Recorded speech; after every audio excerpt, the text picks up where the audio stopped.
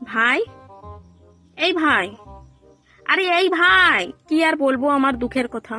আমি আর এখানে থাকতে চাই না রে, আমি আমার বাড়ি যেতে চাই। কেনে রে ভাই, কি হয়েছে তোর? কি আর বলবো তোকে আমার দুঃখের কথা।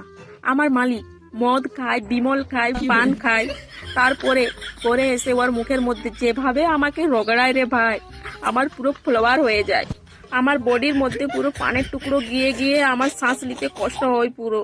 আর আমি পারছি না রে ভাই। হ্যাঁ ভাই, আমি তোর কষ্টটা বুঝতে পারছি। ঘন্টা বুঝতে পারিস তুই, কেননা তোর কপালে তো মেয়ে আছে। আমি দেখেছি ও তোকে কত আস্তে আস্তে ঘষে, দেখে মনে হয় ফেনে ভরা ব্রাশ, আর তুই হয়ে গেলিস ওর ক্রাশ। এমন কথা বলিস না রে ভাই, আমার লজ্জা লাগছে। লজ্জা তো তোর লাগবেই, কেননা তোর কপালে তো মেয়ে আছে না। সব তো কিছুই না রে ভাই, আমাকে জিজ্ঞেস কর আমি কি অবস্থায় আছি। আর হ্যাঁ বন্ধুরা, তোমরা যদি আমাকে বাঁচাতে চাও তাহলে জলদি জলদি আমার মালকিনী চ্যানেলটাকে সাবস্ক্রাইব করে দাও, আর লাইক শেয়ার কমেন্ট